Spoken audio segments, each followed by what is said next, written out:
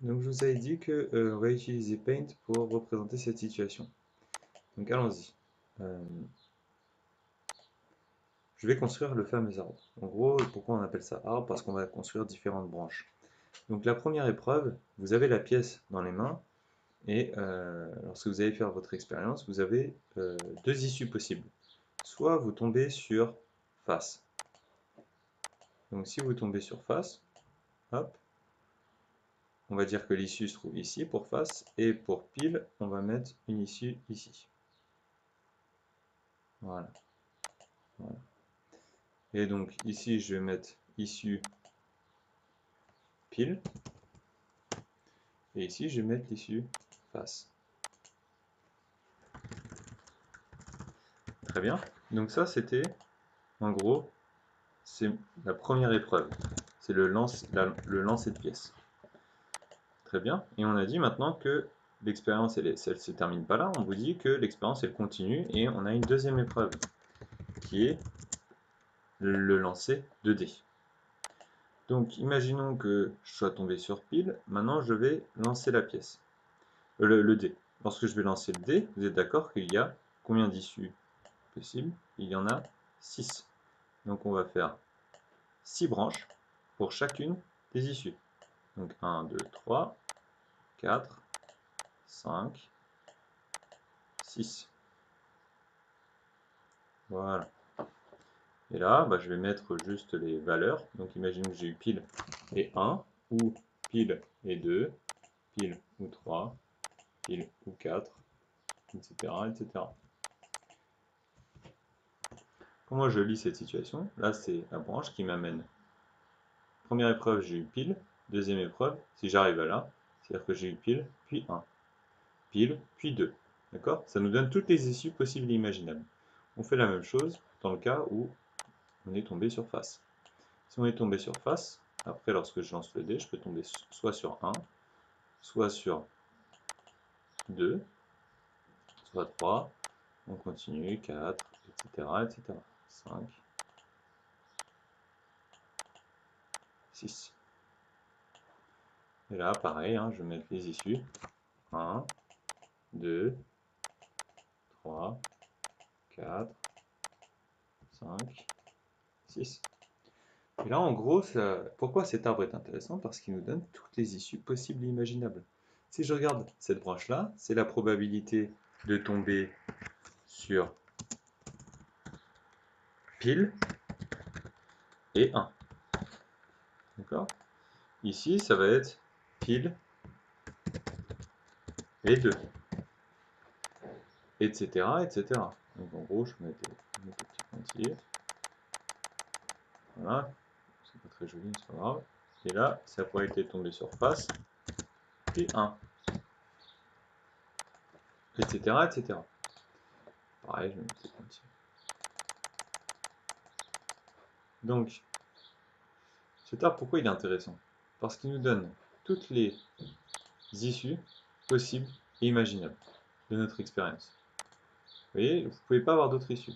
Pile 1, pile 2, pile 3, pile 4, pile 5, pile 6, phase 1, phase 2, phase 3, phase 4, phase 5, phase 6. C'est tout ce que vous pouvez avoir comme résultat à l'issue de ces deux épreuves. Très bien. Alors maintenant, je vous propose de prendre cet arbre et de l'exploiter directement dans le cours.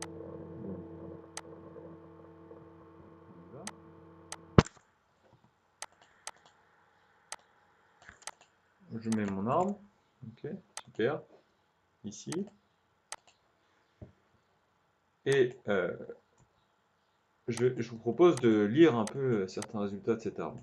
Alors, déjà, on peut compter le nombre d'issues.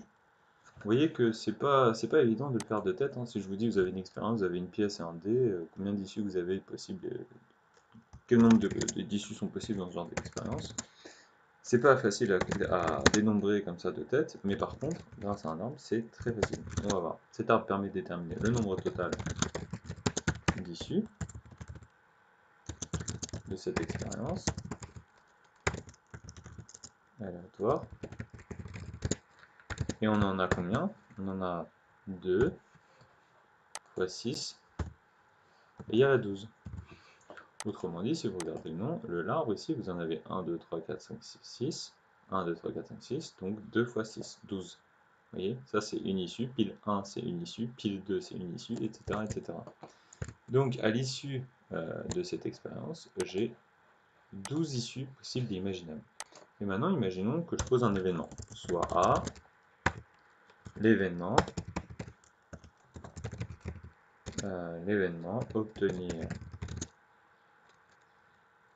pile, puis obtenir un nombre pair.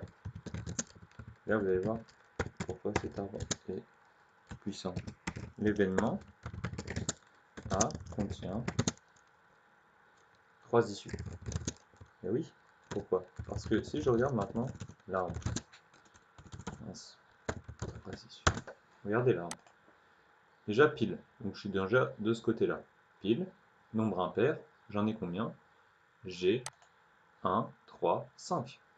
Donc j'ai 3 issues possibles et imaginables. J'ai pile 1, pile 3, pile 5. C'est tout. J'ai pas d'autres possibilités. Donc je reviens.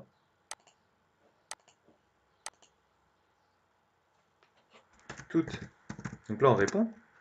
On va calculer la probabilité d'obtenir pile puis obtenir un nombre pair. Toutes les issues sont écrites probables. D'accord? Vous avez la même probabilité pour toutes les issues.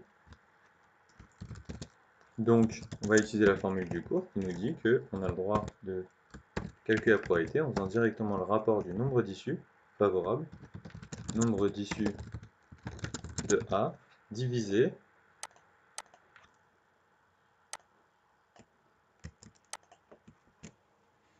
nombre d'issues de A divisé par l'univers. Et l'univers ici, c'est le nombre d'issues total qu'on a déjà donné juste au-dessus. Nombre d'issues de l'univers. Et on obtient finalement 3, puisqu'il y a 3 issues favorables, sur le nombre d'issues total, 12. Et vous voyez, grâce à cet arbre, très rapidement, j'ai été capable de déterminer, de calculer la probabilité de tomber sur pile, puis sur un nombre impair. Voilà l'utilité de cet arbre. Et on obtient finalement une probabilité de 1 chance sur 4 de tomber sur pile et sur un nombre impair. Voilà. Je vous propose de recopier ces deux petites descriptions dans vos cahiers de cours et de faire les deux exercices qui vont suivre, c'est quasi la même chose, hein, vous allez voir. On a un exercice dans lequel vous allez exploiter les tableaux à double entrée, et dans l'autre, vous allez exploiter directement un arbre. Bon courage!